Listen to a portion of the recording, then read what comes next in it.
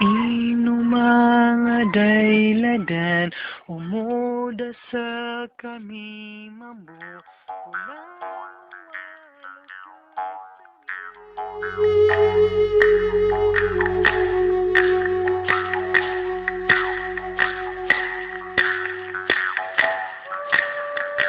Given the problems of Moro insurgency and widespread poverty in the Moro communities in southern Philippines before its establishment, MSU was conceived to function as a peace university and an affirmative action policy instrument to help capacitate the Moro communities to develop and catch up with the more advanced regions in the country.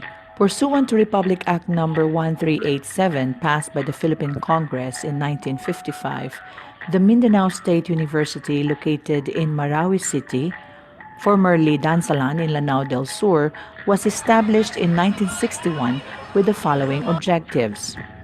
First, to educate the youth of Mindanao, Sulu, and Palawan region or the Minsapala region by offering degree programs in various fields of learning. Second, to support businesses and industries in the region by providing their manpower requirements. And third, integrate the Muslims and other cultural minorities into the mainstream of national life.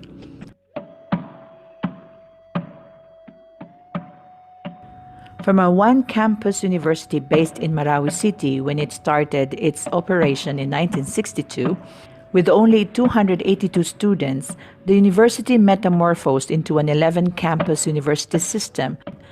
Presently, MSU is the biggest government university in the Philippines in terms of student population. The university president is the head of the whole MSU system and is concurrently the chief executive officer of MSU-Marawi campus. Each campus is headed by a chancellor or superintendent for the three integrated technical vocational education campuses. The president is ex officio vice chairman of the Board of Regents, the highest policymaking body of the university. The chairperson of the Commission on Higher Education, or CHED, is the ex officio chairperson of the BOR. The oldest and biggest campus, the MSU main campus in Marawi City, is a comprehensive university campus with 17 degree granting colleges.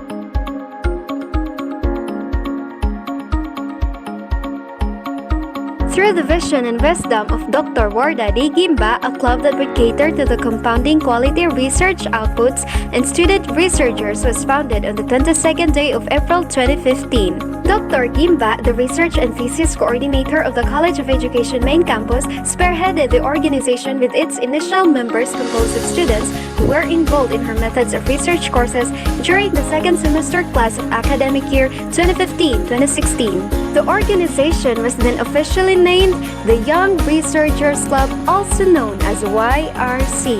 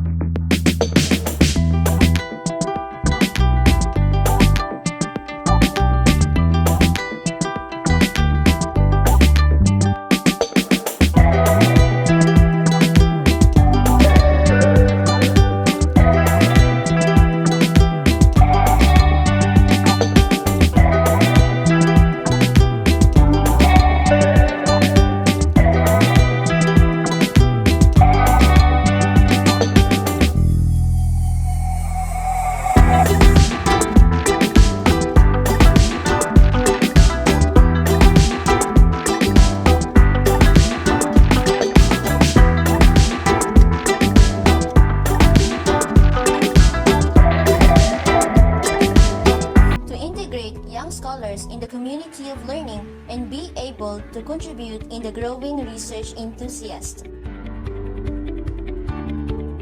To motivate and inspire undergraduates to become independent thinkers by enhancing their critical thinking skills through research and paper critiquing. To expose undergraduates with innovative and quality researches through various activities and programs.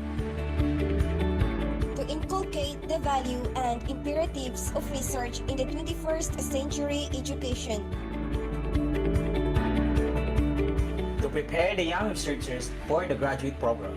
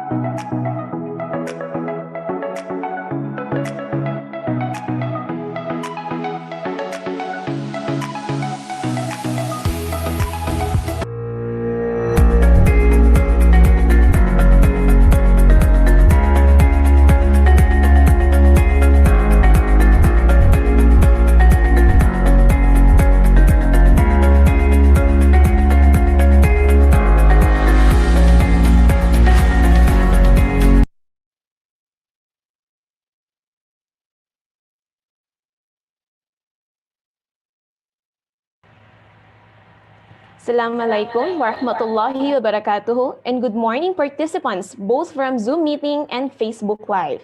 Today's webinar is the first episode of the 15th College of Education Research Webinar Series with the theme, The Shape of Research in the Virtual Pandemic World. This whole initiative shall credit the Mindanao State University Main Campus, College of Education, Office of the Research and Extension Services, in collaboration with the Young Researchers Club, spearheaded by Dr. Warda Gimba and Professor Rosmia Tamano, with the full support and guidance of our College Dean, Dr. Montia Jamila Sare. Allow me as well to acknowledge in advance our today's resource speaker, Dr. Maria Arsenia C. Gomez, Assistant Professor, Senior Program Manager 1 at Philippine National Research Centers for Teacher Quality, Philippine Normal University. Before we get started, I'd like to go over a few house rules for us to make this event successful and worthy of your time. First, use your full name upon joining Zoom for proper identification. Mute your microphone upon joining to prevent unnecessary noise. Turn off your camera during the event. Zoom will be locked the moment the event starts.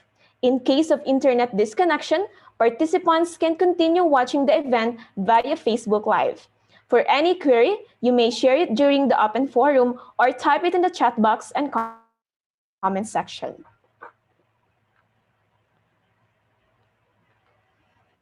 By the way, I'm Manar H. Makapudi, your today's Master of Ceremony. This time, we would like to request everyone to feel the presence of the Almighty God. We'll have at least 30 seconds silent prayer, which will be followed afterward by the singing of National Anthem.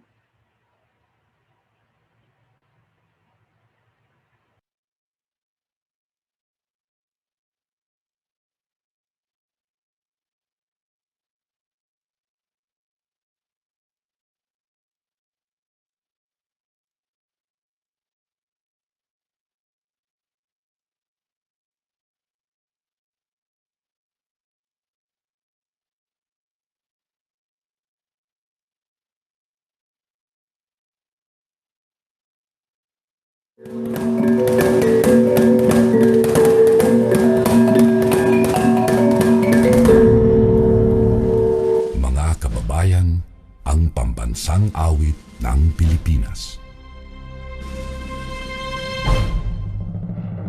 Kayang magiliw, teras ng silanganan, alam ng puso, sa titik mo'y buhay. Lupang hinirang, tuyag ka ng magiting, sa mandulupin, di ka pasisingin, sa nagagang tutok sa simoy at sa langit mong pagaw, ay hinatang tula, kawin sa pagkayang minamahal, ang isang ng matawad mo'y tagumpay na nagtitingin, ang bituin at araw niya kailan pamay di magtitingin, luman ang araw ng walhagit pagsinta, buhay langit sa piling mo, aming ligaya na pagkay mga api, ang mamatay ng dahil sa'yo.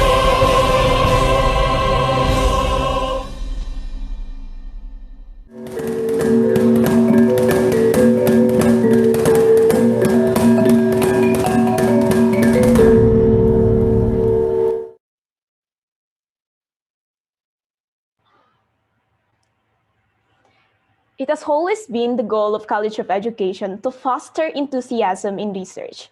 This is in consonance to the primary purpose of educational research to expand existing body of knowledge by providing solutions to different problems in pedagogy while improving teaching and learning practices.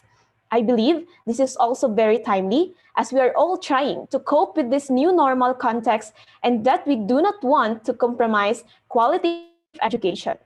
Looking at the positive side of this dire circumstance, it drives us to explore the extent of teaching pedagogy and made us more innovative and flexible to continue catering the needs of our learners and save their dreams from this stressful pandemic.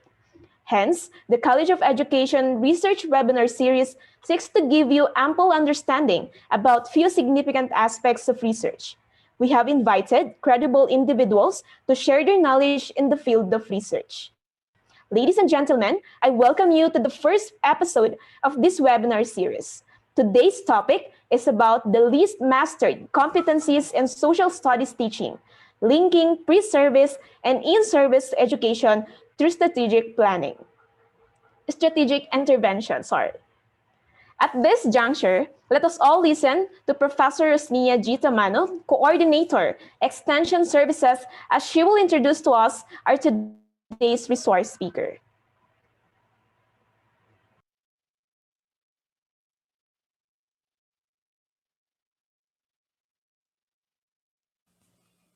Assalamualaikum and good morning to all the participants for today's webinar. It is my pleasure and honor to introduce to you our esteemed resource speaker who hails from the Philippine Normal University.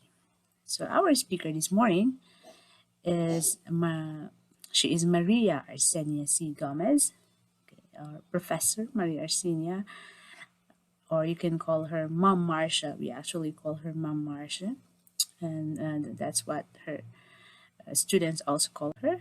So Mom Marcia has been in the teaching profession for 22 years, starting as a junior high school social studies and Filipino teacher. In 2002, she became a professional teacher after passing the licensure examination for teachers.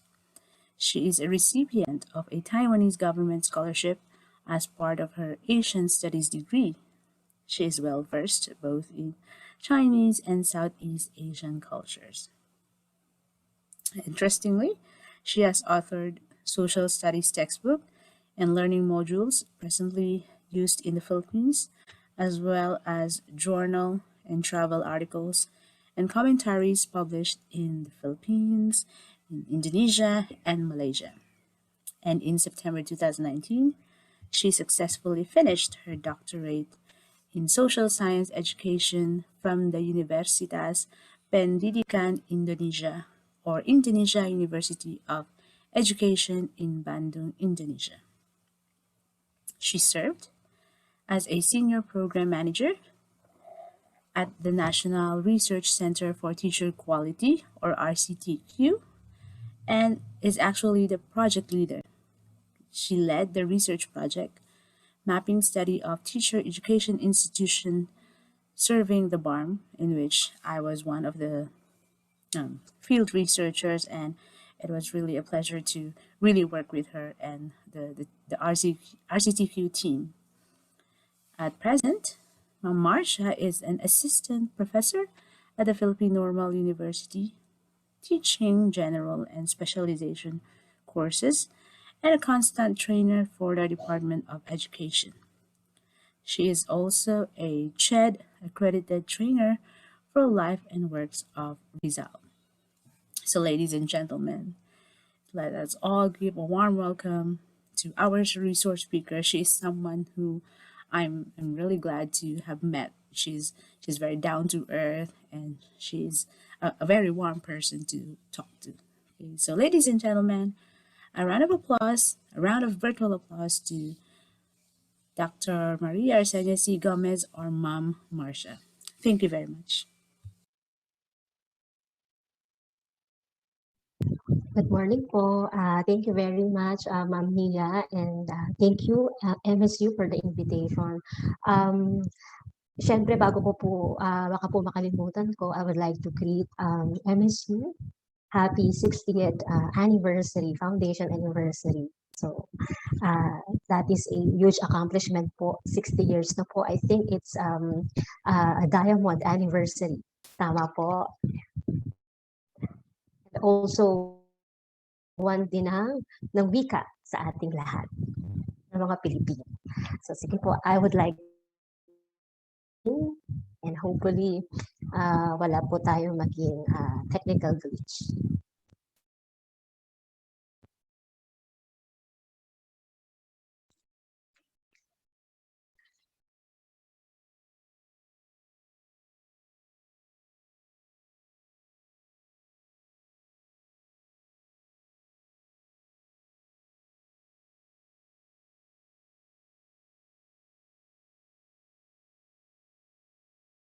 Nakikita niyo na po? Yes, ma'am. Yes, ma'am. Slideshow lang natin.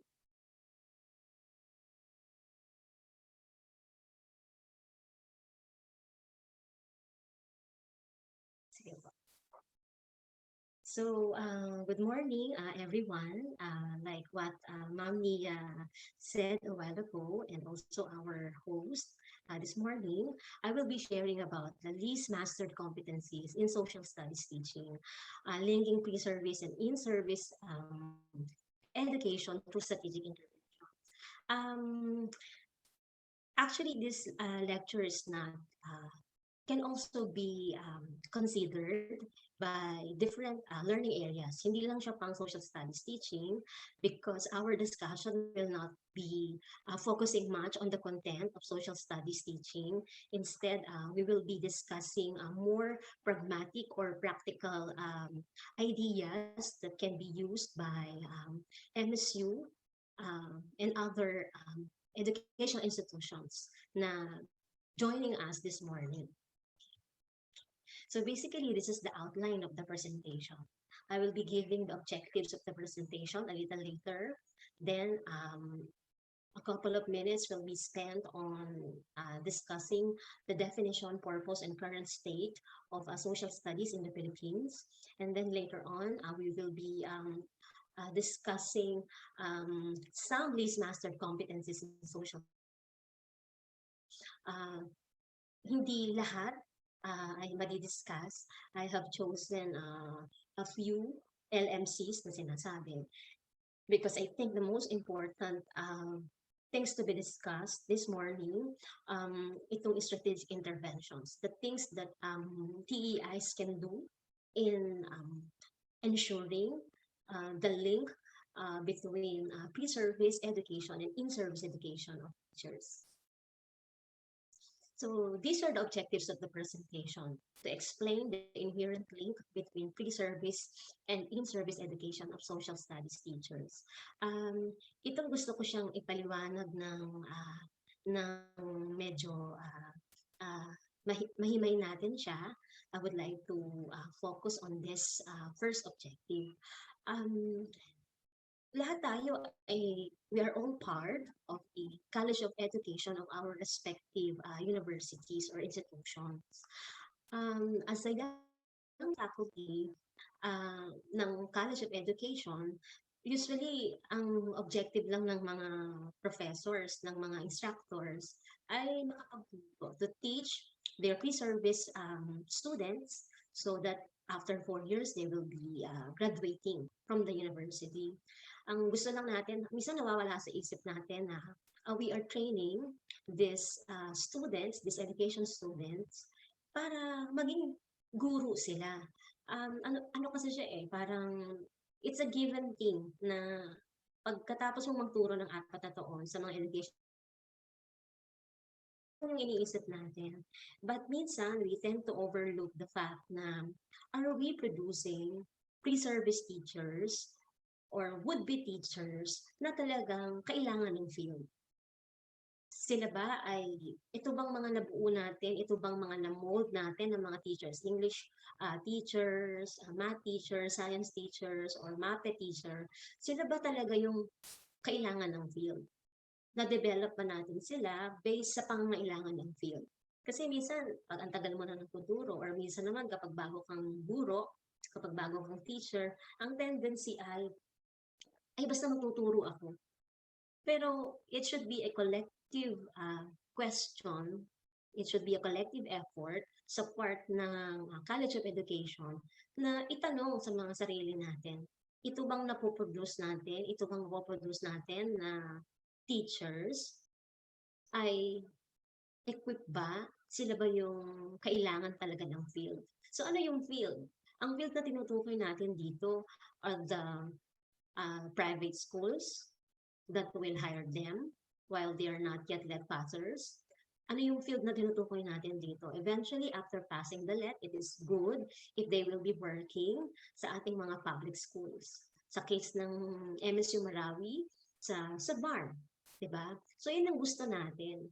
Ang tanong natin, ito bang na-produce natin na teacher? Sila ba talaga yung kailangan ng field? Natutugunan ba nila? Kaya ba nila to meet the expectations, the demands from the field? So yun ang tanong, yun dapat lagi nating ina-ensure. Hindi basta makapag-graduate lang ng education students, tapos na yung mission natin. While we are teaching them, while we are molding them, kasabay nun yung pagtatanong na pagkatapos ba ng 4 na taon, ito bang mga bata na tinetrain natin ay sasapat sa demands, sa komplikadong demands ngayon ng field. So, kailangan nyo na maintindihan. Like, kasi ang sitwasyon kasi ngayon ang sitwasyon ng Pilipinas kasi definitely, education is a very serious business. It's a very serious matter. In fact, di ba, maski sa constitution natin, it is being mandated that education, the field of education or the education sector should be receiving the huge amount or the biggest amount of budget in our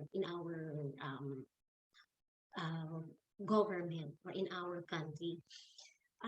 Kasi malaki talaga, it's a serious business na kailangan, sabi nga ng mga millennials, na dapat kinakarit ng Estado. Diba? Kaya dapat malaki yung budget nila. So, ang sitwasyon kasi ngayon sa atin, after noong 1994, after ng EDCOM report na ginawa noon ng Senate under the leadership of Senator Edgardo Angara, doon na uso yung trifocalization. Meaning, yung education should be given focus by should be given focus by 3 different agencies, like una yung CHED, sumunod yung Department of Education, DEX pa nung araw, but now it's DepEd, and then yung TESDA. So nagkaroon ng trifocalization. So ibig sabihin, CHED, bahala ka na kapag sa tertiary education yung mga college na courses, ikaw na bahala dyan. O ikaw naman, elementary and the high school, yung basic education na sinasabi, it should be resting on the shoulders of DepEd. And then the other one, yung ating technical and vocational education, o bahala ka na dyan, TESDA, kaya mo na yan. So basically na-try focalize yung ating education system dito sa Pilipinas. And then, syempre, dahil tayo ay university, CHED is the one in charge of our system. So, ito yung gusto ng CHED, ito yung pangarap niya, ito yung klase ng college students na gustong mag-produce ng CHED sa tulong ng ating mga educational institutions. But then again, ang DepEd, meron siyang ibang needs. Diba? Meron siyang mga needs na minsan hindi natin alam.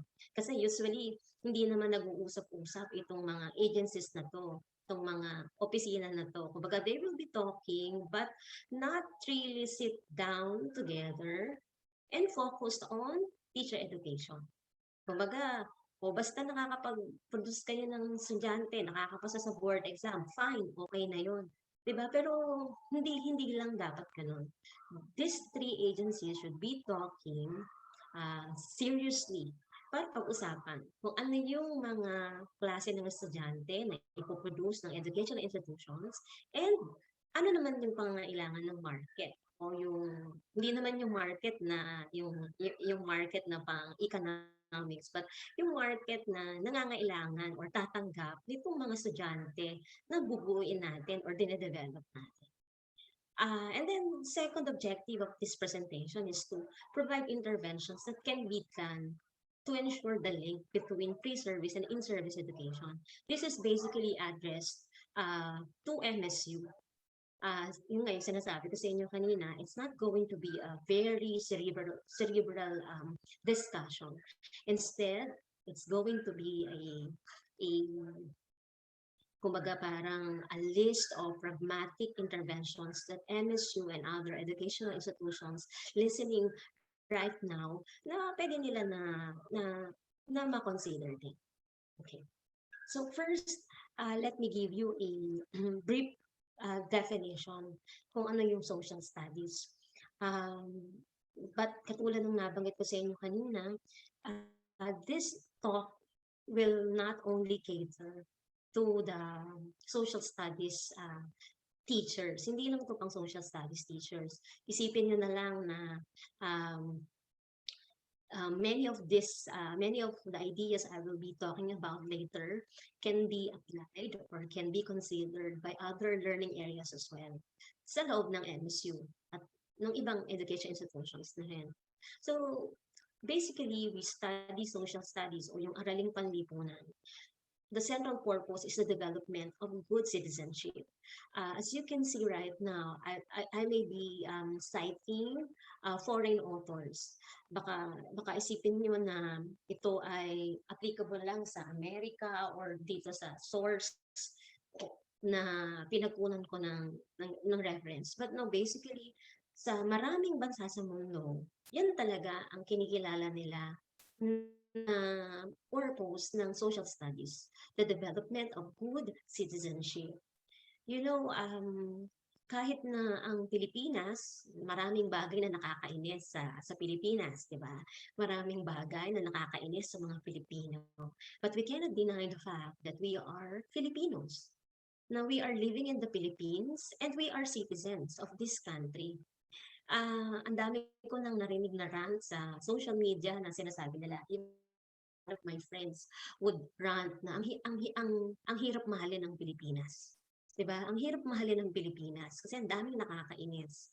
But wala na tayong magagawa. We are Filipinos and we have to be good citizens.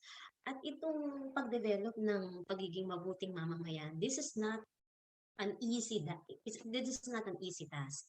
Napakahirap nitong gawin. And alam nyo, minsan nakakainggit yung mga English teachers, mga math teachers, nakakainggit sila. Bakit? Kasi pagkatapos nilang magturo ng tamang English sentence, more or less tapos na eh, di ba? Kumbaga, papakinggan na lang nila yung mga estudyante nila if they can really express themselves in English. Tapos na yung kwento. Kapag natutunan ng mga bata, ang addition, subtraction, division, 1 plus 1 equals 2, then ang saya na ng math teacher. Diba?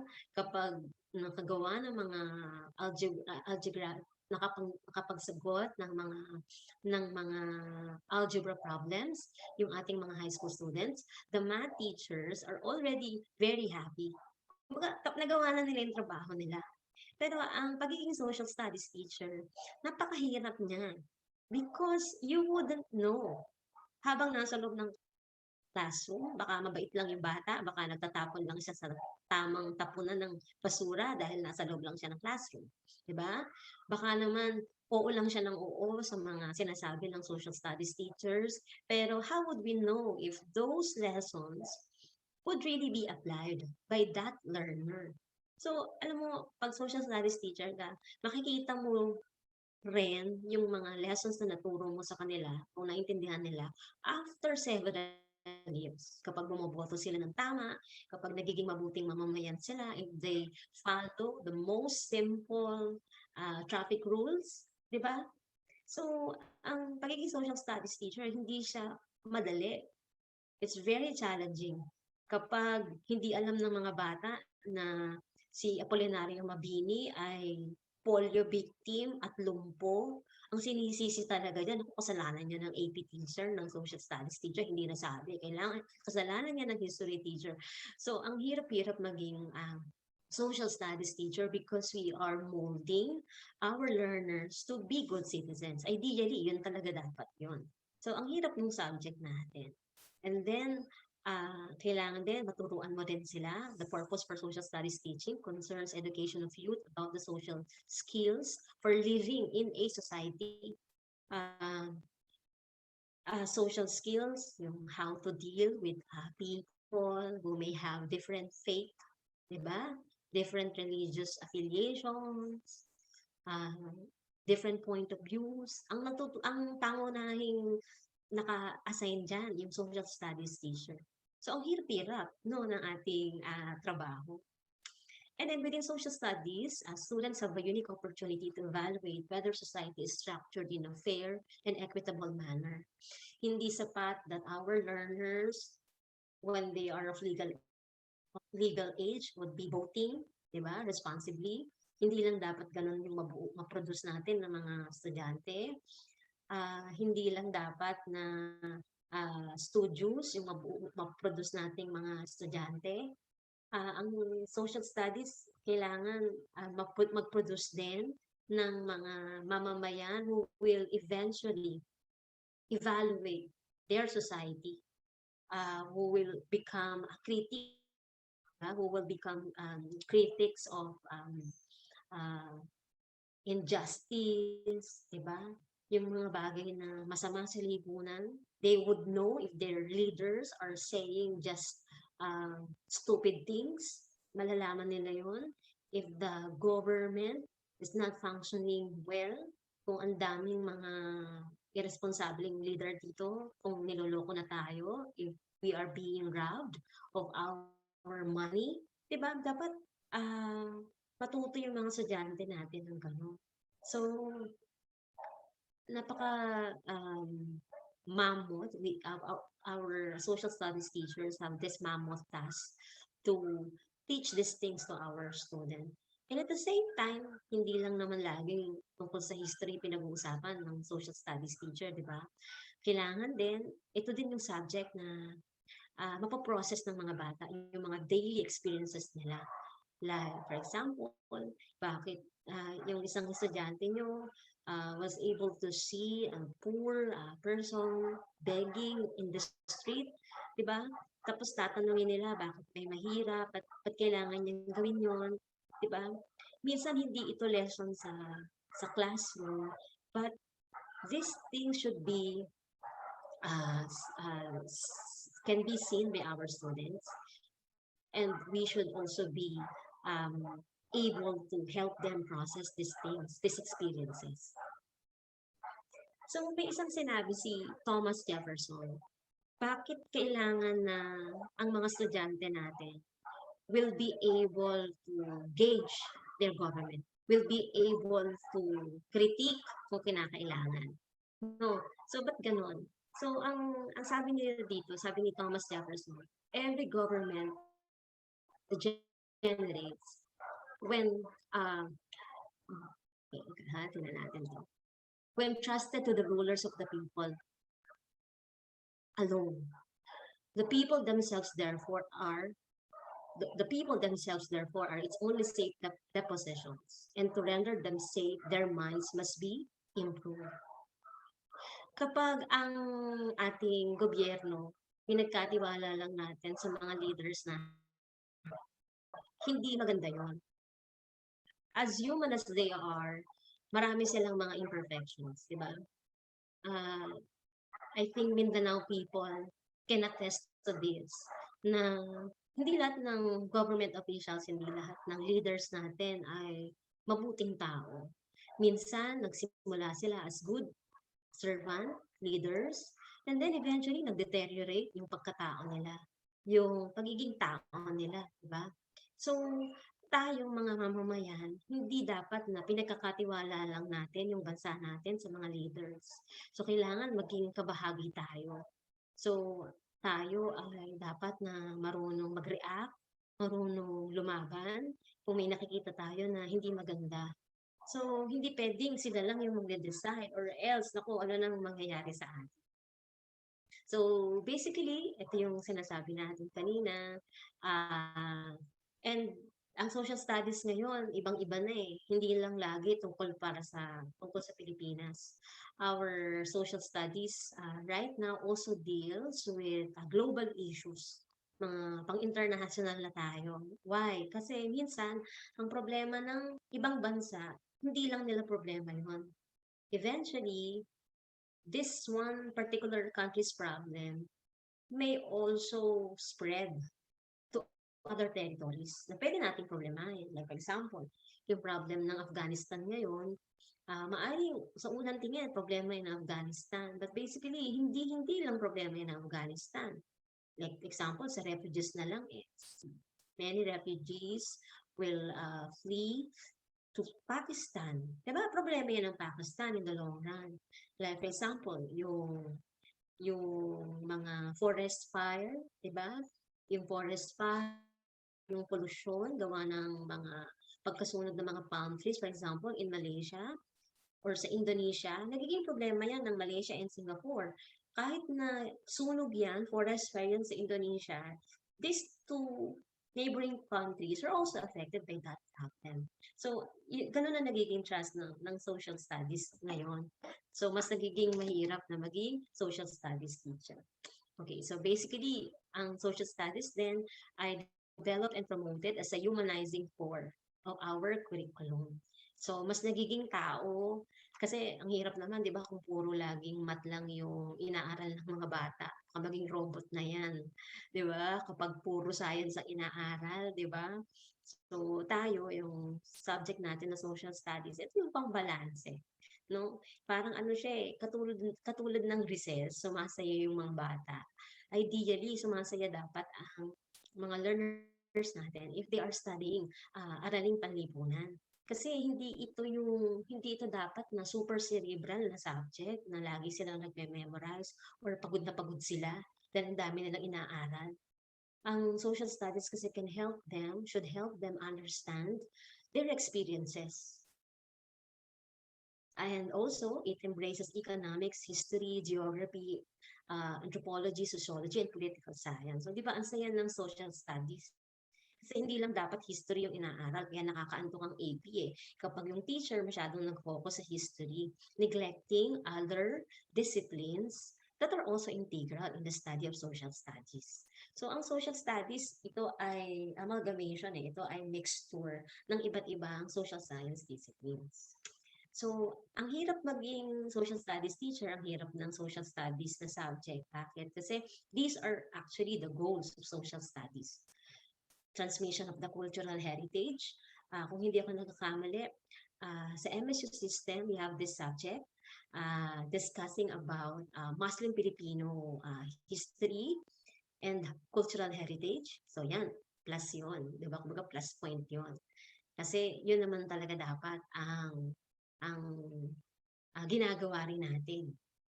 Transmission ng ating cultural heritage. Then, goals of social studies, yung methods of inquiry, reflective inquiry. Hindi passive subjects, hindi passive citizens ang gusto natin. Gusto natin active citizens who know how to question things, di ba? Na marunong mag-appreciate kung tama yung nangyayari sa lipunan. Then, another goal is informed social criticism. Hindi basta makapag-comment, hindi basta makapag-react. Diba? Nag-expect tayo na ang mga bata na dadaan sa ating mga kamay, hindi naniniwala sa fake news. Nag-expect tayo na they can easily identify what fake news is. Diba? They can easily identify ano yung comment na galing sa mga troll o mga bayaran. Diba? So, yun yung ina-expect natin. Ina-expect natin na they can voice informed opinions. Diba? Intelligent opinions, di basta naka-opinion lang. And syempre yung personal development. So basically, yung elementary AP, elementary social studies, personal development yung tina-target niya. So basically, if isa-sum up natin siya, the goal of social studies is to prepare young people to be humane, rational, participating citizens in a world that is becoming increasingly interdependent.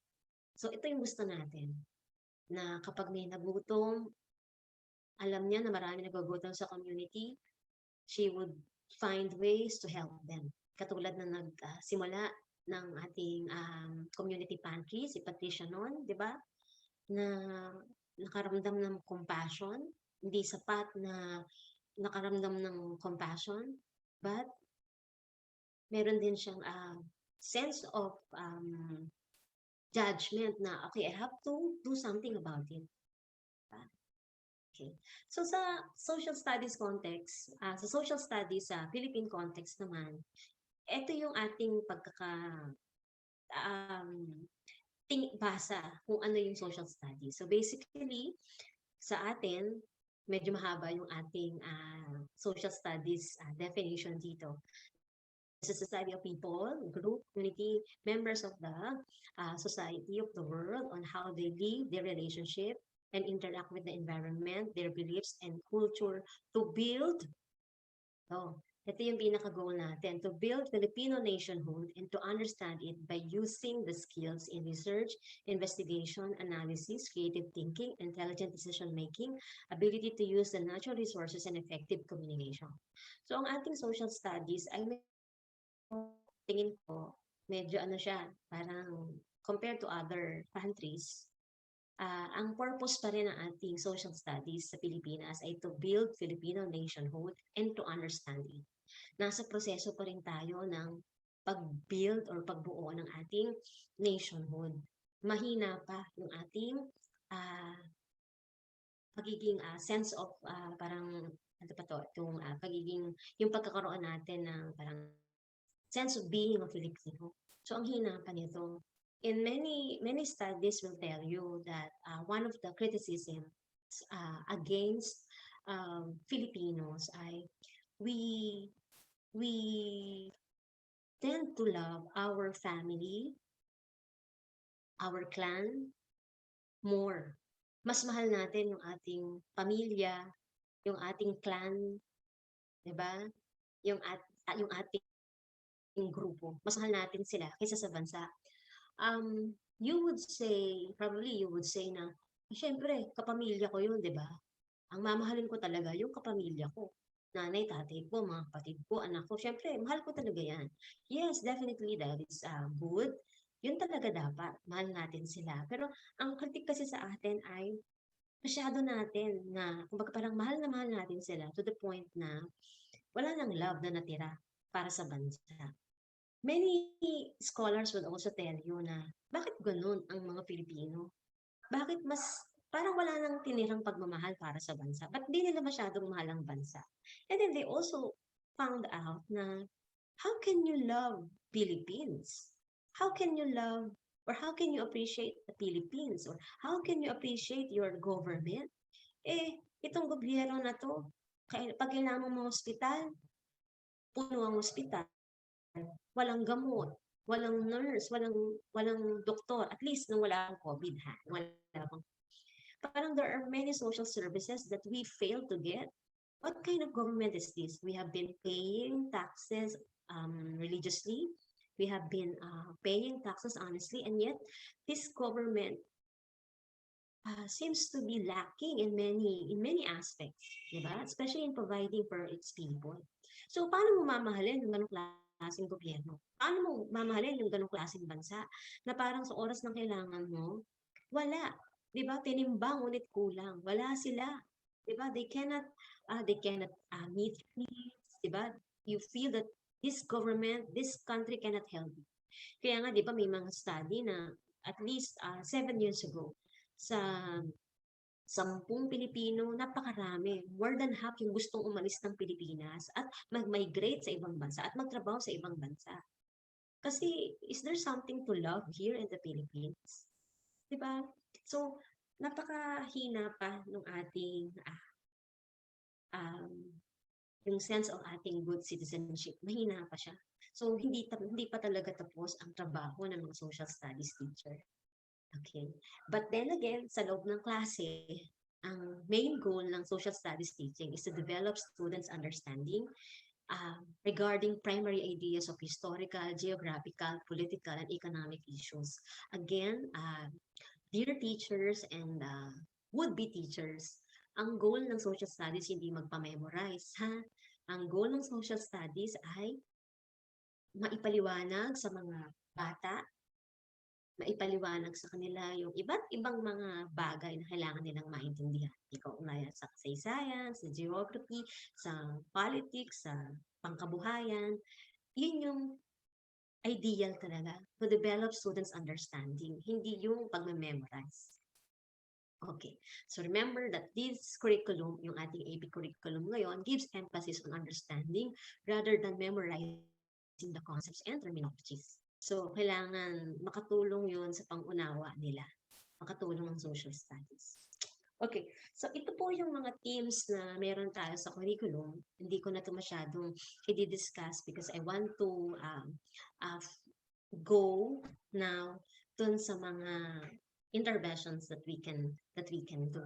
Pero ito, yung mga ating mga pre-service teachers, they know about this. Yung ating mga social studies teachers who might be listening to us this morning, they know all of this. Okay. So, ano po ba yung current state ng social studies in the Philippines? It's very important to have an overview about this so we can really appreciate that we need to do interventions, that we need to do something. Okay. So this is the current state of social studies in the Philippines. Yan. Yung isa, inantok na. No, yung isa natin estudyante, inantok. Minsan, ang social studies talaga ay nakakaantok sa mga classroom natin. Hindi yan masyadong favorite. Diba? Ang favorite ng mga bata is recess. PE. Yan. Kasi yun yung masaya eh. Yun yung fun. Pero di ba dapat yung social studies, dahil yon ay tutulong to understand them, to help them understand the experiences, daily experiences they have. Dapat masaya yung social studies. Okay, ang social studies natin, dami dyan, walang mga resources, di ba? Ang mga bata, inaantok, di ba? Kulang ng resources. Ang mga teacher, lagi nagpapamemorize. So, yan, ang lungkot niyan. Actually, wala talagang research pa na tries to identify or determine the current state of social studies in the Philippines. May mga micro-research na ginawa yung ibang mga researcher. I think dito sa MSU-Marawi, I have come across some of your faculty members who did research on these topics. Pero syempre micro pa lang because it's going to be very costly kapag ang aalamin mo talaga ay yung current state of social studies in the Philippines. Ang mahal talaga niyan. Diba? So, hindi favorite ang social studies ng maraming bata dahil na rin sa pangunahin dyan, teacher factor. Diba? Teacher factor talaga. Okay. So, ngayon, importante na ma-ensure na yung ating social studies teachers na magpo-produce, sila talaga yung kailangan ng field. 'Di ba? Ayaw naman natin na mag-produce ng teachers na parang hindi naman happy yung DepEd, hindi happy yung MDHTE, hindi happy yung private schools to accept them, 'di ba? Parang nagpa-graduate ka pa, ayaw naman silang tanggapin ng mga agencies na 'to, ng mga sectors na 'to, 'di ba? So, hindi dapat mapa-graduate ka ng mga prospective teachers na magugustuhan ng recipient. Hindi lang po 'to sa pang social studies. Okay. So these are the strategic interventions that I can suggest to MSU. First, imagine the kind of social studies teachers MSU wants to develop. Kung papalitan natin ito, if we're going to change this one, imagine the kind of math teachers, English teachers, science teachers, math teachers MSU wants to develop. Anong gusto ng MSU na i-develop na klase ng estudyante? Example, sa AP teacher, I'm sure gugustuhin ng MSU na mag-produce ng mga teachers who are competent. Diba? Na ang galing na AP teachers. Gusto natin na mag-produce ng mga teachers who will be appreciated by the learners kasi, ay, ang galing ni ma'am. Sipag ni ma'am. Diba? Ano yung gusto muna ng MSU na i-develop na klase ng teachers? Laging dyan nagsisimula ang lahat. Diba? Pag sinabing MSU graduate, eto siya. So imagine the kind of social studies teachers you want to develop. Then from there, doon kayo magsisimulang gumawa ng plano. The importance of the teacher in the success of any subject is readily considered. Laging ano yan laging kailangan yan. Ano yan, given na yan, di ba? Na kailangan lahat ng teachers ay maayos talaga, di ba? Na mahalaga talaga sila sa lahat, yung husay ng teacher. But in the social studies, the spirit, the scholarship, and the personality of the teacher are to a peculiar degree to determining elements. Iba kasi yung aura ng isang social studies teacher. Diba? Alam nyo, it may be wrong. It may be wrong. In the school setting, we have these impressions. We have this notion. Like example, sorry po sa mga librarian. Sorry sa mga librarian. Diba pag school librarian we used to have this kind of image na stern looking yung librarian. Na nakasalamin siya, na very snob, diba? Na always telling learners to be quiet, diba? Parang yung si Vilma Santos dun sa movie niya na In My Life, diba? She was a school librarian in that movie, and stern looking, yung asar yung mga bata sa kanya. But since she's the librarian, hindi mo naman ma-disrespect, diba? So ang social studies teacher, may iba siyang aura Meron siyang ibang aura na dinadala sa klase. She can be the most broad-minded teacher in the community. No, siya yung masayahin. Siya yung pag tinanong mo about the news, ma'am, ano yung current events natin ngayon? Alam niya agad, di ba? So siya yung open-minded, broad-minded, very open, accepting. And then, scholarship. Ano yung i-offer ng MSU graduate? Siya ba yung magiging traditional teacher? Or siya ba yung disciple ni Paulo Freire na eto, critical pedagogy ang dadalhin ko sa aking pagtuturo sa mga paaralan once na ako maging teacher. Then, yung personality niya, diba? So, ako, I don't know, maybe, iba siguro based on my experience and personal experience ko, yung style ko as a teacher is definitely different sa isang math teacher na kakilala. Siguro dahil ang bawat learning area ay may demand sa kanyang sa mga guro na nagtuturo ng learning area na yun.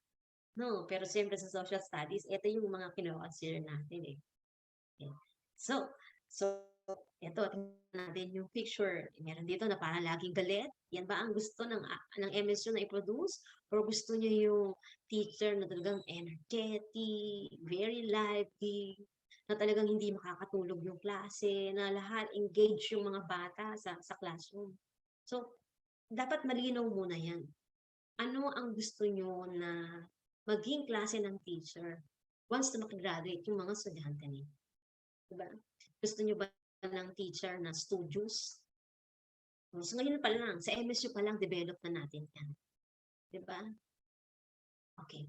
Then, ang second strategic intervention na I can suggest to MSU and other education institutions listening to us this morning is second is aim to meet the beginning teacher indicators of the Philippine Professional Standards for Teachers. You know what? This document, itong naka-blue na nakikita nyo dyan, this is the PPST. This is the only DepEd recognized standards for teachers. So, ibig sabihin, dito sa document na to nakalagay ang mga expectations ng DepEd kung ano dapat ang teacher. Diba? O, kung teacher ka dapat, you know how to do this. Kung teacher ka dapat, alam mo kung paano gagawin yan. Kung teacher ka, pinapractice mo dapat yan. These are the expectations. Diba, ang hirap naman mag-apply ka sa isang school na naipasa mo lahat, tapos tatanungin mo, ma'am, ano po ba dapat kong gawin sa school? Ay, bahala ka na. You can do anything that you want as a teacher. Anyway, you are the class manager. Hindi siya ganun. Diba? So, ang DepEd, meron siyang mga ine-expect. Eventually, even MBHTE dito sa BARM, meron siyang mga ine-expect na dapat kaya ng teacher niya gawin. At itong PPST, dito nakalagay yung expectations niya. And you can actually, sa dami ng career stage dito, ang kailangan nyo lang tutukan bilang TEI, bilang educational institution, is to look at the beginning teacher indicators.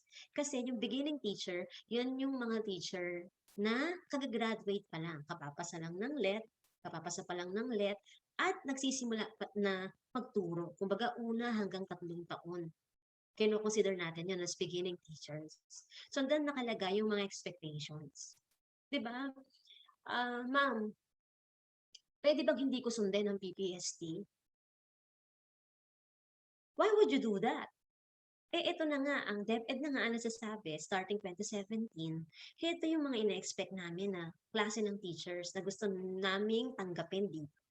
And it's actually part of the hiring system of DepEd through its Bureau of Human Resource Office. Ito yung dito nakalagay. Okay, may applicant tayo dito. Kaya mo ba na i-meet yung beginning teacher indicators dito? No. So, sino tong mga beginning teachers na to? So they are the ones who gain the qualifications recognized for the entry into the teaching profession. So sila yung mga nakagraduate ng education, eventually pass the licensure examination. And then, sino pa sila? They have a strong understanding of the subject or areas in which they are trained in terms of content, knowledge, and pedagogy. So kahit beginning teachers ka, kahit beginning teachers pa lang tayo, kailangan meron tayong strong understanding of the subject areas kung ano yung tuturo natin sa school. Diba? Yung content knowledge. Content, napaka-importante yan. Walang kwenta yung teacher na walang alam sa content. Diba? Nag-teacher ka pa. Anong tuturo mo sa mga kung wala kang alam sa content? Wala ka alam sa history, wala ka alam sa economics, wala ka alam sa anthropology. What can you teach your students? Nag-teacher ka pa. So, content knowledge yun. But, you have to include pedagogy, meaning, whatever content you know, you should also come up with a teaching strategy on how to teach that content or transfer that content to your students. Ang daming teachers na matalino. You're going to look at their credentials, mapapawaw ka talaga. Pero, yung knowledge niya, hindi niya maipasa sa mga bata. Bakit? Kasi wala siyang pedagogy, wala siyang teaching strategy, how to transmit that knowledge of him or of dun sa ibang mga tao. Diba? Nag-teacher ka pa. Ang teacher, kailangan marunong siyang magturo. hindi sapat na matalino ka lang, pero kailangan yung talino mo, yung alam mo, kailangan alam mo rin kung paano siya matuturo sa'yo. Okay. So, basically, yun yung isang suggestion ko sa inyo. Look at the beginning teacher indicators at doon nyo i-gauge. Ito, sabi ng standards, ito yung dapat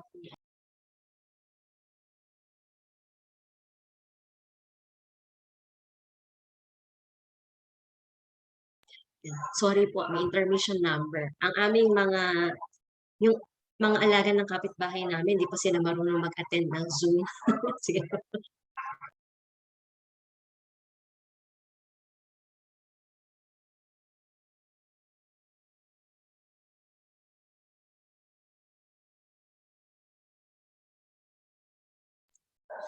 So, yun po yung ating pong second intervention. And then, I have to show you something. Ano po, sige po. Okay, sorry po. So, ito pong slide na to, this slide came from a study conducted by the Philippine National Research Center for Teacher Quality. RCTQ is a research organization, a research center that is based at Philippine Normal University. And it is funded by the Australian government, and may malaking role dito, kasama rin in partnership ang University of New England at yung CMER, isang research center in Australia. They conducted this study called Mapping Study of Teacher Education Institutions Serving the Barn. So this is the first ever research that tries to come up with baseline information regarding TEIs dito sa area, sa region po ninyo. Okay, so kinausap, may mga alumni na kinausap. Graduate po ito ng mga teacher education institutions sa barn. And you know, they were asked ng mga alumni who are now teachers in public schools, tinanong sila, ano ba yung mga matutunan ninyo sa college? Ano yung mga subjects na talagang very helpful now that you are teachers in public school? So, ito po yung mga sinabi nila. So, unang-una, gustong-gusto nila talaga yung field study and practicum. Why? Kasi talagang dami nilang natutunan. It gave them an opportunity to experience how it is to become a teacher. At least kasi may classroom talaga. Then, gustong-gusto nila yung mga subjects na may teaching strategy and principles of teaching.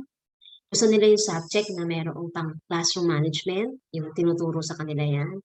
Then, gusto rin nila yung mga subject that taught them how to deal with diverse learners.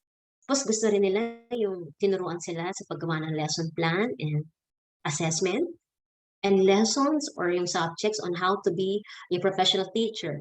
Tapos yung mga relevant laws na inaral nila. So, ito yung mga gusto nila. So, nitong yesterday po, kinuha ko uli, hinanap ko yung aking kopya ng PPST. Ito po siya. Hinanap ko po siya kahapon. Tapos, binalikan ko yung sagot ng mga alumni who are now teachers.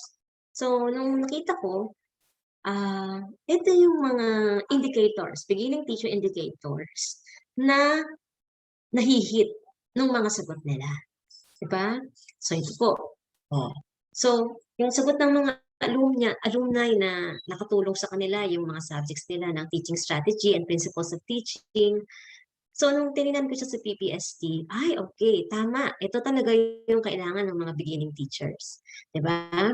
Yung beginning teachers, kailangan may alam sa classroom management, kailangan alam niya how to respond to the diverse needs of learners, ganyan. So, pero as you can see, ito naman po ay isang rough alignment lang ito, itong ginawa ko kahapon. So, hindi talaga ito yung kabuuan, but just to give you an idea kung paano dapat nagmamatch yung quality of graduates, yung competence of the graduates that we produce dun sa standards na meron dito sa Philippines. Okay. And then, another strategic intervention that I suggest to MSUs. Third one, to identify the strengths and weaknesses of pre-service teachers or teachers in terms of content knowledge. Alam nyo, as far as we want to teach everything to our students, it doesn't happen. Diba? Ang ganda ng ating curriculum, polish na polish yung ating syllabus, pero hindi lahat ng gusto natin ituro sa kanila ay naituro natin. Hindi lahat ng itinuro natin sa kanila ay naintindihan nila. Diba? Lagi yan may lagi pa rin na yung content knowledge nila, hindi pa rin sapat. Hindi pa rin sapat. Okay. Ma'am, I can give you this evidence. Okay. Ang nakikita niyo po ngayon, this slide talks about the least master competencies of one city in Metro Manila. I will not tell you the name of the city, but this city approached PNU, I think 3 years ago. And then yung pinaka-head ng aming extension sent me this 3 years ago. Sabi niya, Marcia, please study the least master competencies of teachers. So ito yung mga nahihirapan yung teachers na gawin. Like for example, ito yun sa AP curriculum ito. Sabi ng AP curriculum, ito tingnan po natin yung nandito sa, okay. These are the competencies. Nasusuri ang kaugnayan sa iba't ibang ideolohiya. Okay. So, kailangan yung teacher, yung mga bata, maituro ng teacher kung paano masusuri ng mga bata ang kaugnayan ng iba't ibang ideolohiya sa mga malawakang kilusang nasyonalista. Mukhang ito ay sa China to eh. History to ng China. Meron kasing nationalist, okay, parang, sige, pimili ako ng example ng mas simpleng example. Okay. Naipapaliwanag ang konsepto ng Asya tungo sa paghahating geograpiko. So, if you are teaching Asian studies sa grade 7, merong umpisang part doon kung saan papakita doon yung different cultural regions of Asia. We have South Asia, Southeast Asia, Northeast Asia, Southwest Asia, blah, blah, blah, blah, blah. So, kailangan ang mga bata ma-explain nila hindi lang yung paghahati-hati, hindi lang nila ma-enumerate yung paghahati-hati, but to explain. Bakit may ganon? Ba't nahahati ang Asia sa iba't ibang cultural regions? So, kailangan ma-explain nyo. Ito, yung sabi ng mga teacher, hirap kaming gawin to. Hirap kami sa geography ng Asia. Okay, ngayon, teachers na po yun. Saan po ba nanggaling ang teachers? Who developed these teachers? Diba, ang nag-develop sa kanila para maging teacher ay kayong mga TEI. Diba? Hirap ang teacher sa mga to. Bakit? Kasi during their pre-service, waterlow nila yan. Hindi na nila yan alam. Paano mo ituturo yung hindi mo alam? Diba? Maaring nung nag-aaral sila sa TEI, hindi nila naintindihan yan.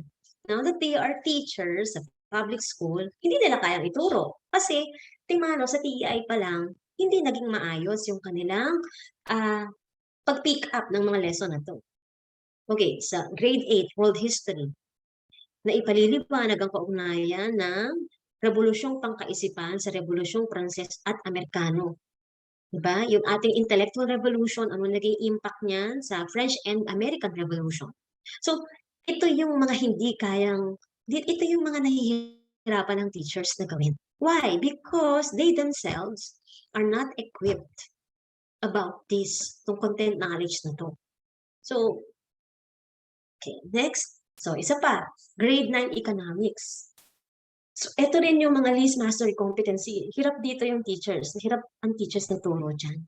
Kaya, again, I am showing you this least mastery competencies kasi hindi natin yan kayang takasan. Would you want na after na makagraduate yung mga alumni ninyo, then the public school superintendent will tell you na, MSU-Marawi, grabe naman yung produce mo na, yung mga binigay mo sa akin na alumni.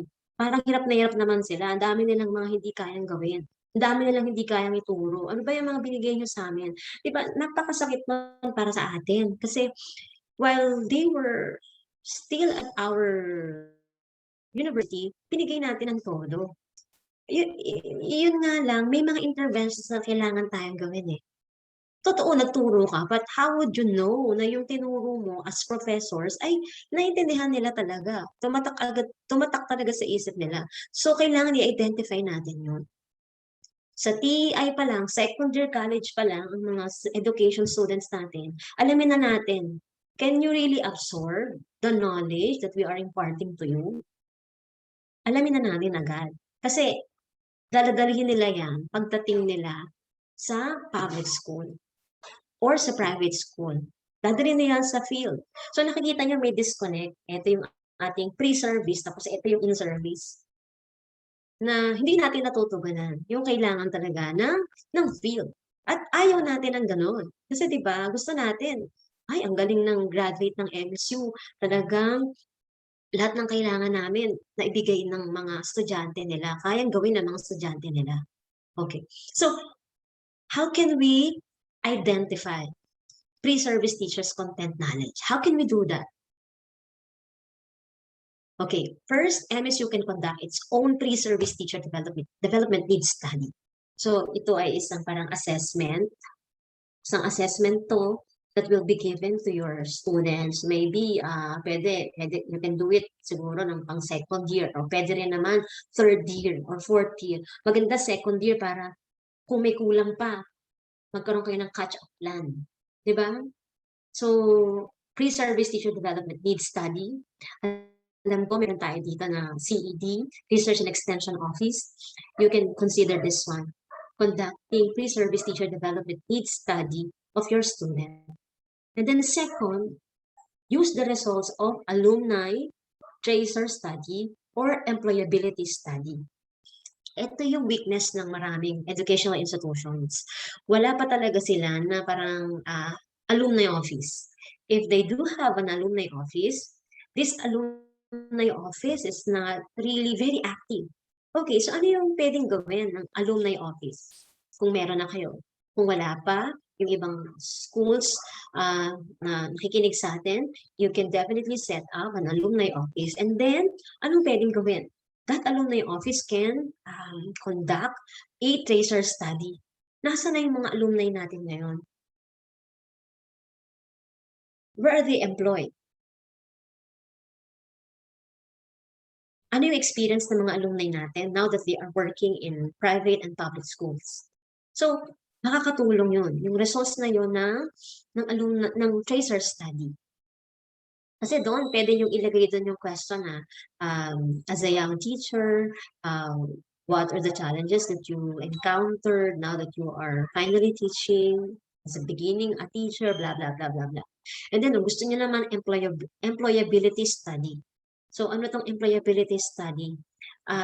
Ito ay magtatanong sa mga employers, diba? Like for example, yung MSU-Marawi education alumni, saan sila natatrabaho ngayon? You can conduct an employability study involving yung mga employers ng mga alumni ninyo, get their feedback. Ano pong masasabi niyo sa mga teachers from MSU-Marawi na nagtatrabaho sa inyo? Napasaway ba sila? Are they good? Can you see any weakness or strength sa kanila? Then, yung result nun, gamitin natin. Alam niyo, maraming mga researchers sa university na nakatiwangwang lang, ina-argue lang, di ba? Inaalikabukan lang. So, itong mga research studies na to can be used for our improvement. Ha? At alam niyo, yung mga alumni, sila yung they can give you timely feedback. Kasi, yun naman sasabi sa'yo na, ma'am, parang hindi natin yan na-discuss. Dahil dyan, hirap na hirap ako niyan. Natututuro na. And then another thing that you can also consider is MSU to partner with MPHTE or School Division Office in conducting a teacher development needs study. Ito, pwede siyang gawin na extension office ng isang institution. Actually, hindi, ang slide na to ay for pre-service teachers, identifying pre-service teachers content knowledge, di ba? Pero ito, nagsasuggest ako na you can conduct a teacher development needs study. Okay, ay ma'am, di ba pre-service yung slide tapos teacher development naman, di ba teacher na talaga to? Okay, why? Ba't ko to sinasuggest sa inyo? Kasi kung ano yung problema ng teachers ngayon, kung ano yung current problems nila or challenges nila in teaching, that is in a way reflecting of what they experience when they were still students. Di ba? Like for example, ito, yung binabanggit ko sa inyo kanina. Oh, ito po, problem niya ng teacher. According to them, these are their least mastered competencies. Hindi nila kagawin. Again, yung sinasabi ko sa inyo, how come they cannot do all of this? They cannot do this. Anong nangyari? Sinong factor niyan? Sa TEI ang balik niyan. Diba? Kaya hindi yan magawa ng teacher kasi yung training niya sa TEI was not sufficient, was not adequate enough to do all of these competencies and transmit this to their students. So, babalik at babalik siya sa atin. So, yung problema ngayon ng teachers, may weakness sila sa pagtuturo, kahit math, science, English, MAPE, babalik yan sa atin ng mga TEI. Diba? So, MSU can do this. Bilang extension project, or pwede rin is a research activity. And then, also you can do this. Review the subjects offered in terms of topics covered. Look at your syllabus. Tingnan nyo po yung syllabus ninyo. Ang laging experience ng mga teachers or ng mga professors, yung first half na content ng syllabus, definitely they will be able to teach them. Diba mako-cover yan? Because in the middle of the semester, there will be activities, there will be suspension of classes, there will be holidays. So, ang nangyayari, hindi nakakaabot sa dulo ng syllabus, yung discussions. Ang pwede niyong tingnan dito, ano ba yung mga topics na alam na ng mga estudyante? Alam na nila yan. Example, Philippine history. O, halimbawa, meron kayong readings in Philippine history na subject. Readings in Philippine history. My God, grade 4 pa lang, may history na mga bata. Grade 6, may history na sila. Tapos lagi pa rin madidiscuss yung Spanish period, Spanish period, Spanish period. Sawan-sawa na yung mga bata sa Spanish period na bahagi ng history dahil alam na nila. Kasi yan yung umpisa eh. Yan halos yung umpisa. Ngayon, pagdating ng dulo, hindi na-discuss ang martial law. Hindi na-discuss ng teacher. Sa elementary, hindi na-discuss yung martial law. Lack of time. Pagdating ng college, readings in Philippine history, baka hindi pa rin ma-discuss ang martial law. Ngayon, nagkaroon ng survey, na-interview sa TV, yung mga bata na hindi nakapag-aral about martial law. Ngayon, anong sasabihin tungkol sa martial law? Yun po ba yung umasenso yung Pilipinas? Yun po ba yung panahon na ang yaman-yaman ng Pilipinas? Ay, martial law pala yun. Wala na talaga silang alam. Diba? So you have to review the subjects you are offering, at least in terms of topics covered. Baka naman may mga topics sa syllabus natin na grade 6 pa lang, na-discuss na sa kanila, tigilan na natin yun. Kasi sayang, because there will be topics that will be uncovered. Topics that are also substantial and important. Okay, ngayon, I'm going to show you po. Last 2 slides ko po ito sa inyo. This slide po came from ACT-RC, Assessment, Curriculum, and Teaching Research Center. Okay, Assessment, Curriculum, and Technology Research Center. That is a research center based in UP Diliman and being supported by Australian government and University of Melbourne. It's actually a partnership between UP and University of Melbourne. So, dito pong Thursday, they were at the Edu Forum. Edu Forum is a forum organized by DepEd. Kumbaga parang, I think parang regularly, they will be conducting a webinar or a talk. Hindi ko alam, but I think last Thursday was the first time that they were able to show the results of their K-12 curriculum review. So, finally, meron nang nag-review kung kumusta na yung ating K-12 curriculum. Okay, ito po I got this from their report. Available na po yun sa website nila. You can access pang English, math, I think science also, and then social studies and other learning areas. Pwede niyo po ma-access doon. Okay, so ito po yung question. Okay, number of respondents, there were 79 teachers, basic education teachers that were asked.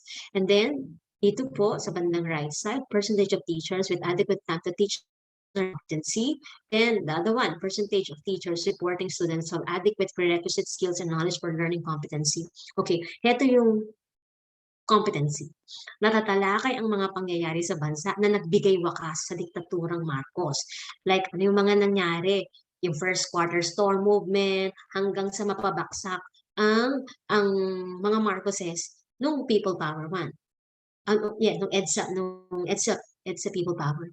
Okay, 79 teachers were asked. And then 33% ng 79 teachers na yun answered na wala silang time. Kumbaga parang, 33% lang yung nagsabi na meron silang adequate time to teach learning competency. So 100 minus 33. Diba? So 67% ng teachers wala silang time para may turo yan. Bakit walang time? Hindi na kumabutol. Diba? Quarter 4 na kasi to eh.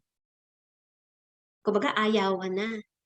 Dami ng holidays, may mga suspension ng klase, biglaan, ganyan. So, hindi nila yun makakover. So, ang mga bata, walang alam dito sa people power. Diba? Walang halos alam doon sa mga programa ng pamahalaan. 1986 and then post-1986. Wala na yung alam. Tapos tayo sa TEI, if these topics will not be covered again, lalong walang alam ang mga estudyante natin. Imagine you will be producing social studies teachers na walang alam sa martial law. Wala, sa susunod, you just wake up one day, diba? Na itong mga kontrabida ng panahon ng martial law, national heroes na sila ngayon. Diba? Kasi walang alam ang mga tao. They cannot give well-informed opinion. Wala silang alam. So, ito po yung ating mga considerations na pwede natin i-consider. So I hope these interventions can help MSU and other educational institutions listening to us this morning. So maraming salamat. Thank you po.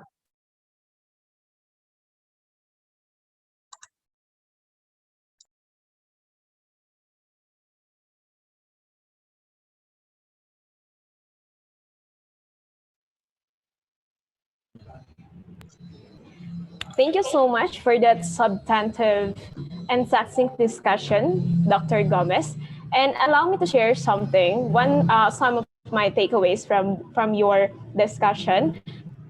One thing I realized from Dr. Gomez's lecture is that maybe the reasons why we have a lot of woke in the society right now, misguided woke, if I would describe it, ma'am, merely those people who merely throwing their grievances and comments without justified and without justified and at least rational grounds, is maybe the fact that we have failed to make this knowledge penetrate with our actions to our morals as a person or as citizens of our country, right? And this principle, I believe, is not isolated to social studies. This is always applicable, as we said, to any learning areas. And the point is that we make sure that whatever we are teaching and learning should be something that we could use in the long run and should be manifested with our actions, of course. And that way, we mold a better citizen. Anyway, thank you so much, Dr. Gomez. I believe our viewers are also excited to hear your response to their questions. But before we proceed, we would like to present to you this certificate of appreciation, and allow me to read the citation. Sir, the certificate.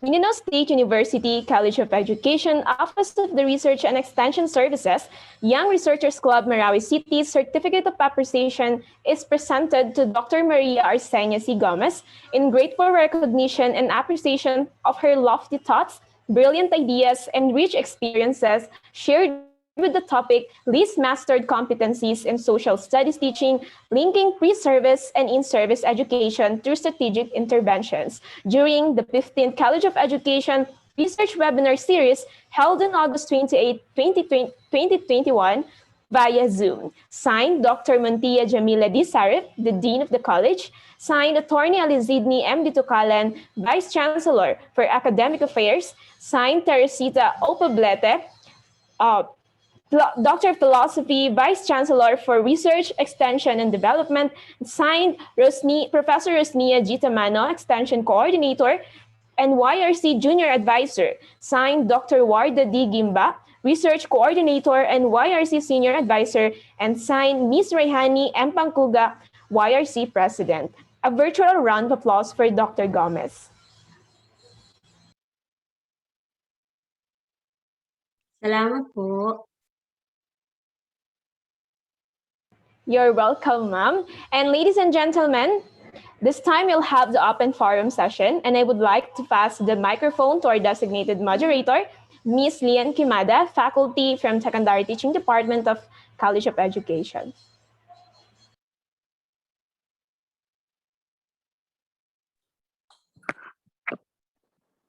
Okay, maraming salamat, Binibining Manar. So muli, isang mapagpalang umaga sa ating lahat. Ako nga pala si Lian Kimada mula sa Departamento ng Sekundaryang Pagtuturo. At ako nga ang natasang mag-facilitate ng open forum. Kaya naman, sa puntong ito ay binubuksan ko na po ang tabing para sa inyong mga katanungan. Kaya kung mayroon man kayong mga katanungan, maaari ninyong i-post ito sa ating chat box o kaya naman sa comment section para doon sa mga nanonood sa ating Facebook live stream.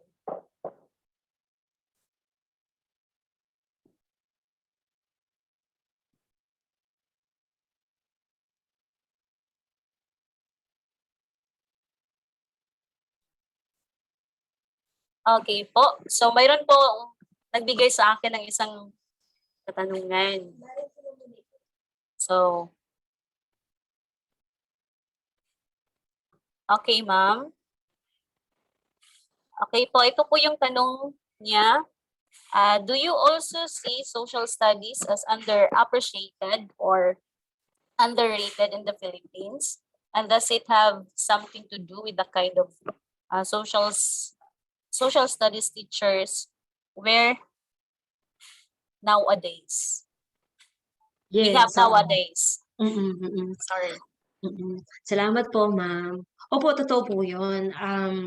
Alam niyo po, hindi lang dito sa Philippines.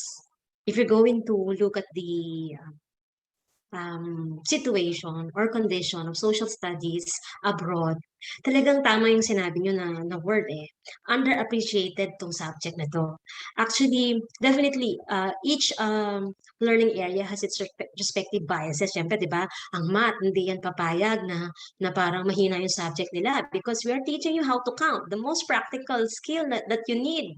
Di ba? Kapag umamalengke ka, ang English hindi din yan papayag na parang, kumbaga parang, oh no, our second language, basically the Philippines is English, so you have to study our language, blah, blah, blah, blah. Lahat ng subjects ay may kanya-kanyang biases yan. At pagsusulong or talagang i-uplift nila yung kanila.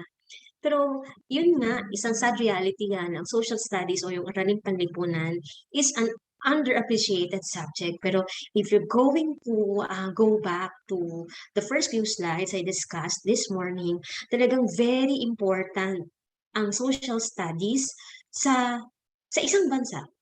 Sa isang bansa. Bakit? Kasi ito yung subject na magtuturo sa'yo na maging mabuting tao, na mag-isip para sa kapwa, isipin ng kapwa, isipin ng bansa. You cannot live alone. No man is an island. Kahit na anong yaman mo, pero kung yung kapwa mo naghihirap, kung yung bansa mo walang pinapatunguhan, can you still be happy? 'Di ba? Hindi ka magiging masaya.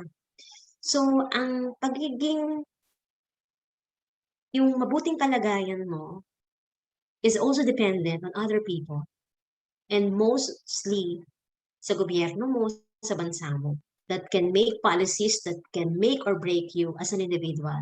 So, napakahalaga na mag-produce tayo ng mga tao na magsisikap na maging mabuting mamamayan who will decide to contribute something for the betterment of this country. Totoo yun, underappreciated siya. At ang isa sa major culprits ng pagiging underappreciated ng social studies ay mga teachers. Imagine, teachers, why? There are so many factors. Una, yung social studies teacher talaga, hindi siya talaga AP teacher, hindi talaga social studies teacher. Maybe math teacher siya talaga, or maybe hindi siya interesado dito, di ba? Hindi siya interesado dito, pero napilitan na maging social studies teacher. So wala yung passion, parang wala yung drive. Hindi tulad ng isang education student who earlier had made the decision na, ay, magsa-social studies ako. Gusto ko to, gusto ko na makatulong sa pag-mold ng mga bata. So, itong teacher na hindi nakakaintindi ng social studies, hindi talaga siya pang social studies, ang nangyayari tuloy, wala yung energy, wala yung personality. Katulad ng sinasabi ko sa inyo kanina, wala yung spirit. Kaya dala-dala niya yun sa classroom. Sleepy, pa-memorize lang, kasi ang babaw ng pagkakilala ng social studies teacher dun sa subject na tinuturo niya. And it's not good kasi at the end of the day, every year, ilang estudyante ang bibiktimahin noong social studies teacher na yun na hindi equipped. Diba? You are messing up with generation of learners who could have been active citizens of the country had it been na meron silang maayos na social studies teacher. Diba? So, yun yung answer ko doon. Kaya malaking hamon ito para sa mga social studies teacher ngayon at gustong maging social studies teachers sa bandang, alam yun, sa after ilang years na mag-aaral sila. Ayan po, ma'am. Maraming salamat po. Talagang napakalinaw at tago sa puso po yung inyong mga kasagutan. So, yung pangalawa pong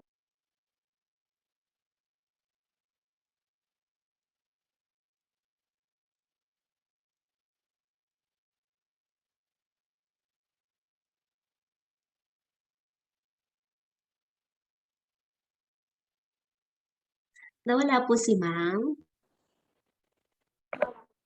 Okay po. So, naririnig na po ba ako? Opo.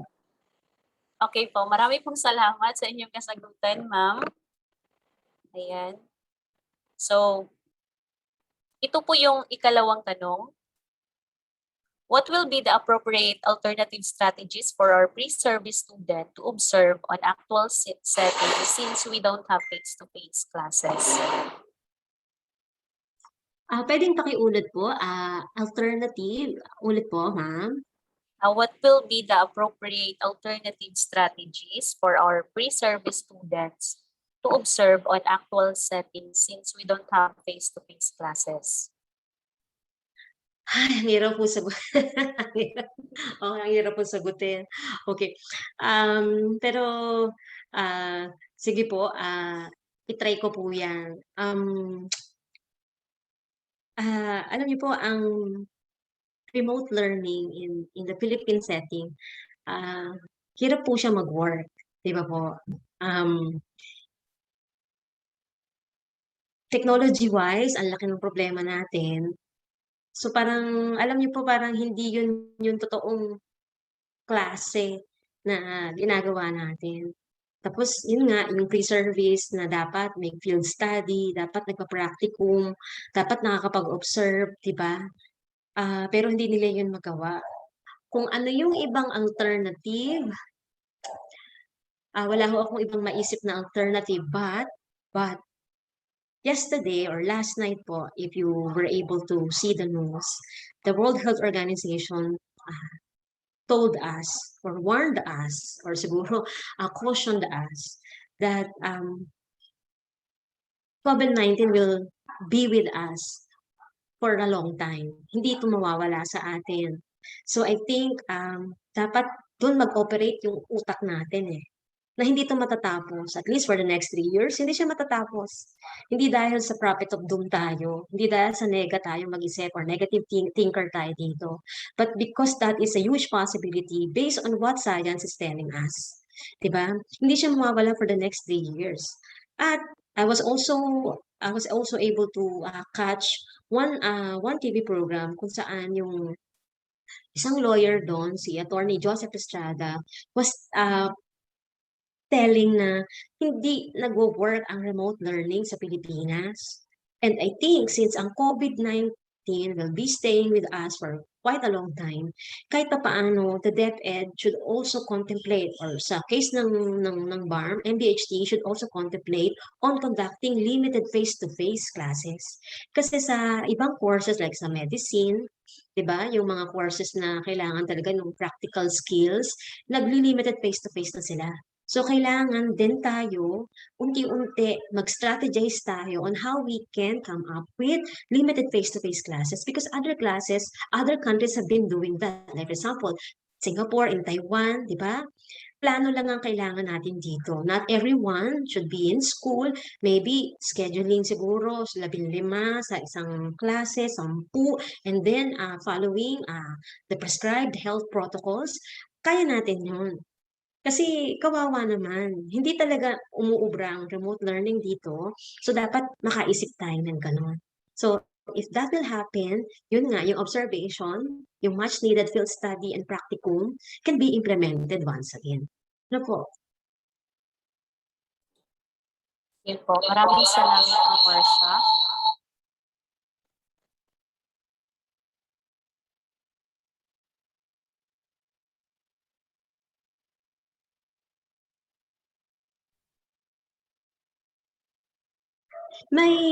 Pwede ko rin pong sagutin yung question from Ma'am Eliza Abdala.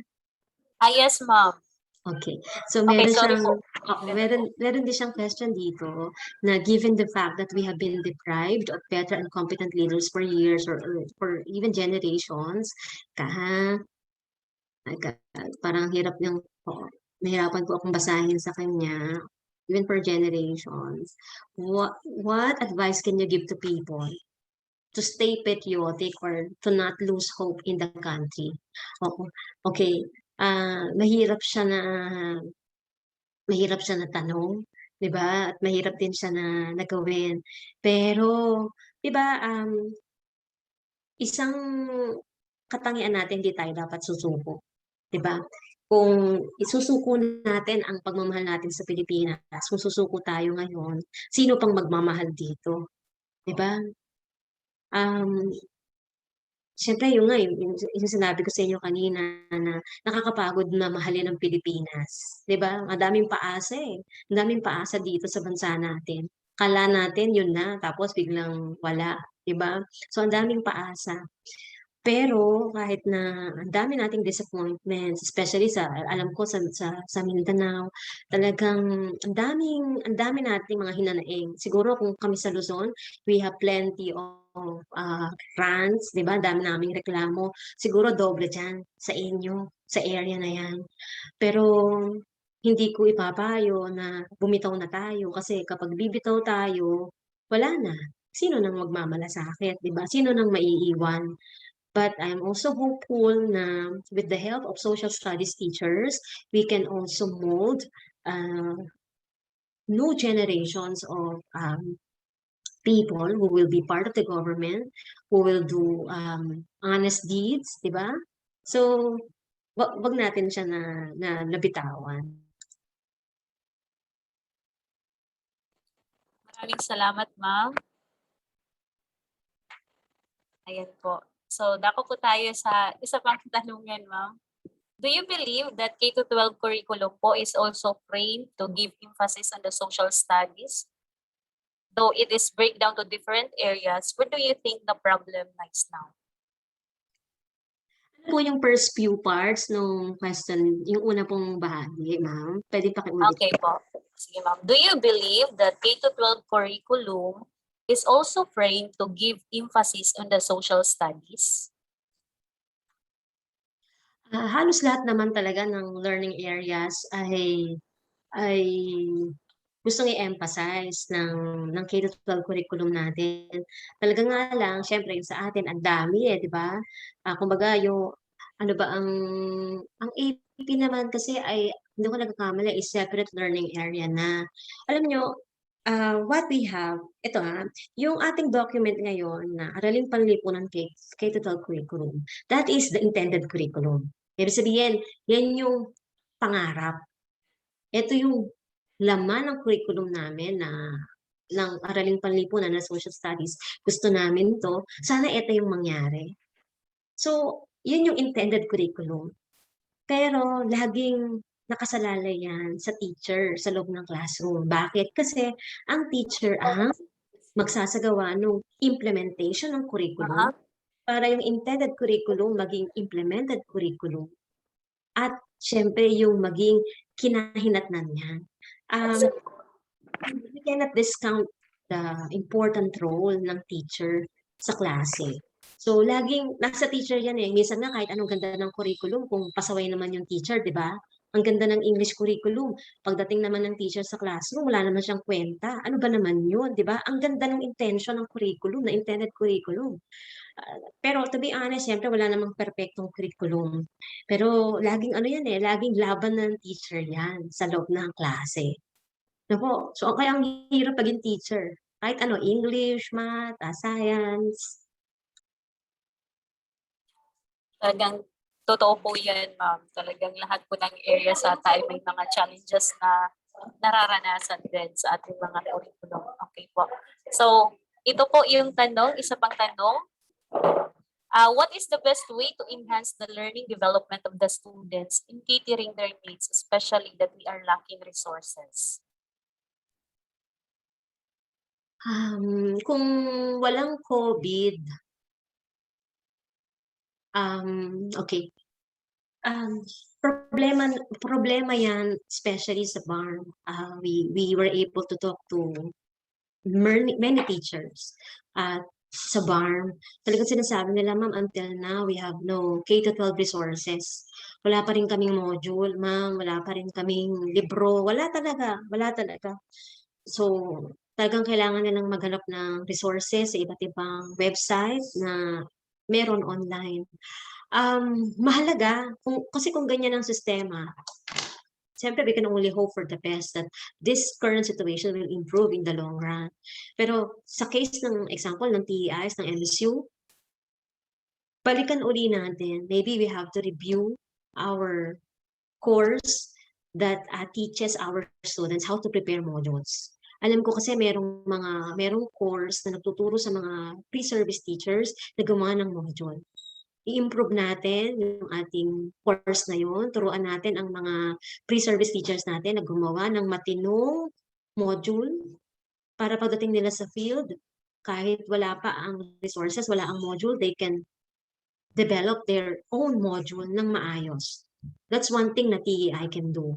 Then, yung improvement naman ng learning ng mga bata sa social studies, lagi ko ring uunahin lagi yan, nasa quality yan ng teacher. Huwag ka na bawasan na natin yung pag-memorize. Instead, experiential ang gawin natin. Diba? Experiential learning. If your topic is about governance, diba? At malapit lang naman yung barangay hall sa classroom ninyo, maybe you can arrange a visit to the barangay hall. Kung walking distance lang, 5 minuto, pumunta kayo sa barangay hall. Let the barangay officials discuss their role as barangay officials. Ituro ang ito yung aming barangay hall, this is what we do, blah, blah, blah, blah. So, experiential learning. And then, lagi tayo mag-contextualize sa loob ng classroom. You know, there are ideas or concepts that may be intangible, not so easy to be comprehended by our students. Let us contextualize. I-contextualize natin. gawin nating mas relevant sa buhay nila by using their experiences as examples. No, contextualize, experiential learning, then pwede rin inquiry, di ba? Question and answer. So, yung mga ganun, so far yung naiisip ko para sa mas lively, engaged na pag-aaral ng social studies sa klase.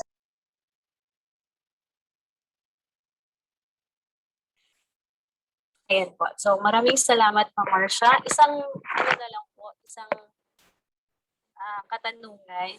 So hihingi po siya ng opinion tungkol po sa kanyang tawag dito sa kanyang pananaliksik na pinamagatang attitudes of junior high school students towards learning social studies or araling palipunan and its impact on their academic performance. The case of Marawi City. Maganda po yung study. Opo. Maganda yan. Ipagpatuloy po. Bakit? Kasi yung result po niyan, pwedeng magamit. Diba? Pwede mo magamit ng mga teachers. Like for example, ang pinag-usapan natin dito, attitudes ng junior high school students eh. Ano ba ang tingin nila sa pag-aaral ng social studies? Kung ang tingin nila dito ay walang halaga, can you expect them to perform well in class? Diba? Hindi. So, maganda na makita natin yung attitudes. Then, bakit ganyan ang attitudes niyo? Bakit ang sipag niyo mag-aral ng AP? Ma'am, kasi ang galing ng teacher namin eh. Sige nga, alamin natin, ano ba katangian ng teacher na yan? Ano yung mga ginagawa niyang strategy sa classroom natin? And then from there, other teachers can benchmark from those effective strategies. Based experience ng mga bata. Diba? Ang ganda nun. Attitudes of junior high school students toward learning social studies. Bakit ang tamad nyo? Pati kayo nag-aaral. Ba't ayaw nyo magbasa? Ma'am, kasi yung reading ang corny. Ang daming mga blah blah ma'am. Ang hirap ng words, ma'am. So, maybe the teachers, yung mga ganong opinion can give us evidence-based opinion na pwede natin or evidence-based results na pwede nating magamit to improve our teaching. So, ituloy po nila yung study. Especially, it's located sa inyong community. Maraming salamat po, Ma'am Gomez, sa inyong mga kasagutan na naibahagi sa amin. Maraming salamat din sa ating mga participants ngayon na nagbigay din ng kanilang mga katanungan. No? So, ayun po, binabalik ko na po kay Manar, ang ating MC sa umaga. Salamat po. Thank you. Thank you, Ma'am Lian, and thank you, Dr. Gomez. And just few reminders, evaluation link for your certificate will be available both in the Zoom meeting and Facebook Live. I would also like to take this opportunity to invite you to our more upcoming webinars. You may visit Facebook page of Young Researchers Club or the official Facebook page of College of Education. Once again, warmest thanks to Dr. Gomez for being with us today. Thank you for sparing your time this week. And ma'am, to our participants in different parts of the region and to the people behind this initiative, thank you so much. And as we close this program, join us with singing of University Hymn, and do not leave yet, for we'll have the photo ops after.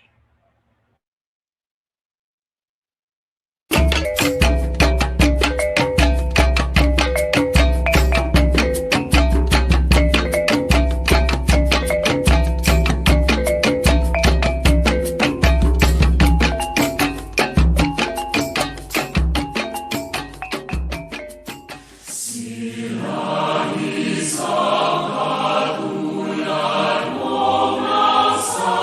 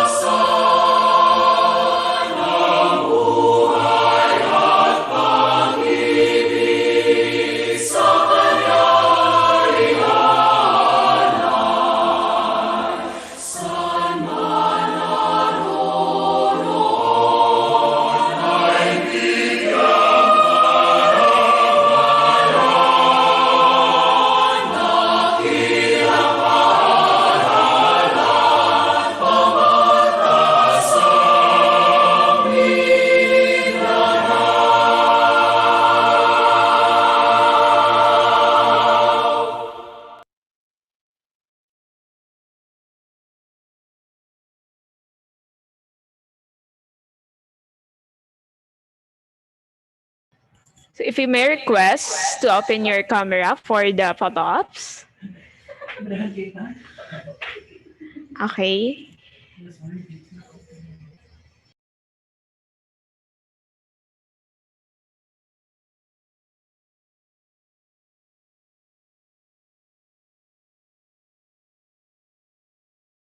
Okay.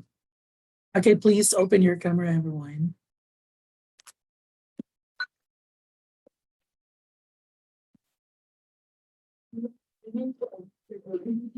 Thank you so much. By the way, Ma'am Gomez, Dr. Gomez, thank you so much. Mas marami tayo sa Facebook Live, no? Okay, sige. Okay, where's smiles, everyone? 1, 2, 3. Last one, 1, 2, 3. Thank you so much, everyone, and thank you so much, Dr. Gomez. Bye, everyone. God bless and keep safe.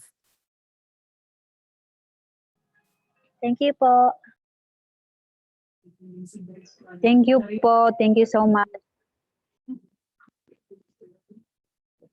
Smiling magaling si Barido.